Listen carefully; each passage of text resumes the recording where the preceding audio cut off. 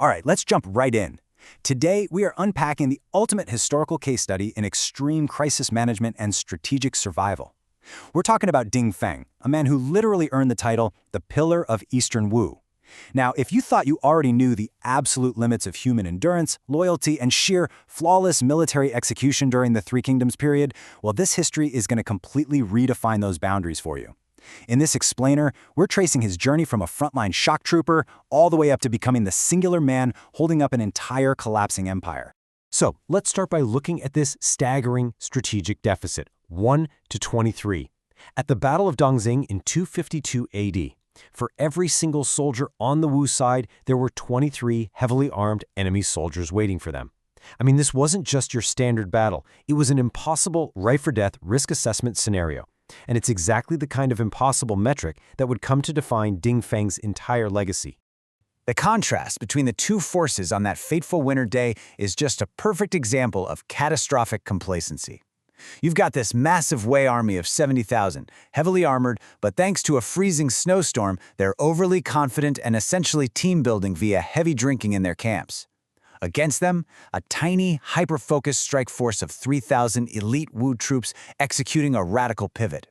They are literally stripping off their heavy armor in the freezing cold, gripping nothing but short blades and shields, and preparing for a desperate do-or-die ambush. And the historical records completely validate exactly how this fatal underestimation played out.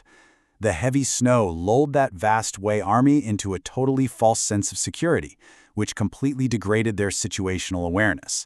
They never in a million years imagined an attack was coming from such a minuscule force, let alone one that would move with such lethal precision. Recognizing this incredibly fleeting window of opportunity, Ding Feng delivered an audacious strategic pitch to his commander, Zhou. His core philosophy? Speed is crucial in war, or Bing Gui Shen Su. He didn't want a protracted siege or a long, drawn-out engagement. He wanted agile, rapid execution to hit the Wei forces before they could even mobilize. So he commanded this visceral, rapid sequence of execution. First, a furious march directly into the blinding snow. Second, a radical reallocation of resources, intentionally discarding all that heavy armor to maximize their only real advantage, mobility. Armed only with short swords and shields, they charge into the enemy camp with such ferocity, the historical accounts actually compare them to tigers leaping into a flock of unsuspecting sheep. The operational aftermath here was an absolute masterclass in the element of surprise. Just look at the ultimate metrics of this clash.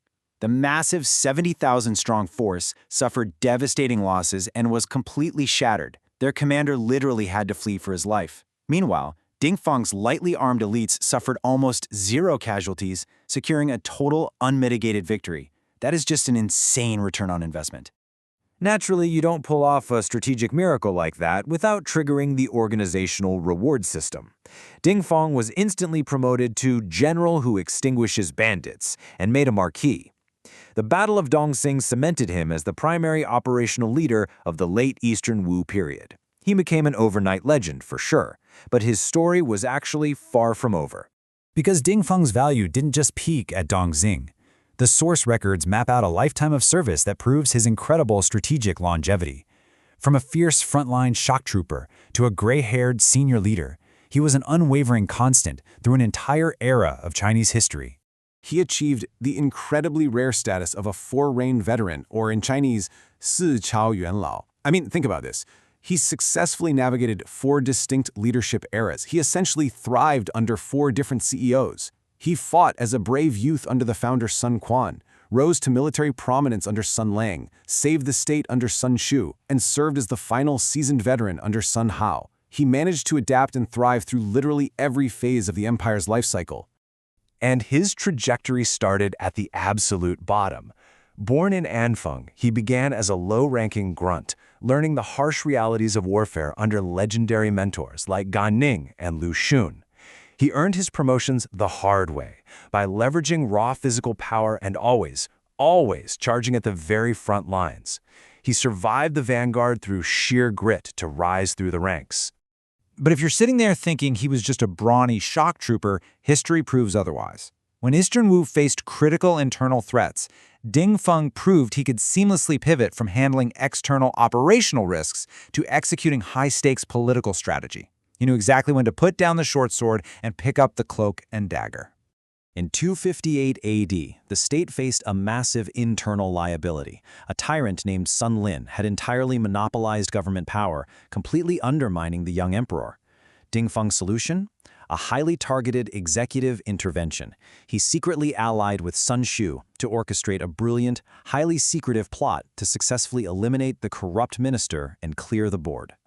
For executing this intervention and neutralizing the threat, he was appointed left and right Grand General, giving him a status second only to the Prime Minister. But here is the absolute key takeaway.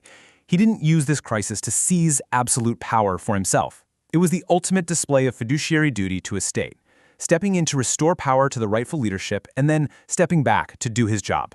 And astonishingly, into his 70s, an age where almost everyone in the ancient world had long since retired, or let's be honest, passed away entirely, this battle-hardened veteran was still out there, actively leading military campaigns. His sustained performance and endurance are simply staggering. This kind of endurance is exactly why history titles him the Pillar of Eastern Wu. In structural terms, a pillar is a foundational, weight-bearing support. By this late stage in the empire, Ding Feng wasn't just a senior leader, he was literally the single point of failure actively preventing the total collapse of a rapidly decaying system. But, as we know, no pillar lasts forever. When Ding Feng passed away from illness in 271 AD, Eastern Wu's fatal flaw was immediately exposed. They had zero succession plan. Shortly after this great pillar fell, historical texts note that the state had absolutely no great generals left. Without him, the empire quickly collapsed into ruin and foreign conquest.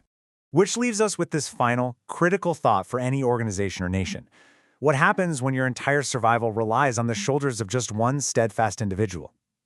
Ding Feng's life is a testament to the immense impact of dedicated leadership, but the aftermath of his death is a stark warning about the fragility of systems that fail to build a solid foundation. Thanks for joining me on this explainer, and I'll see you in the next one.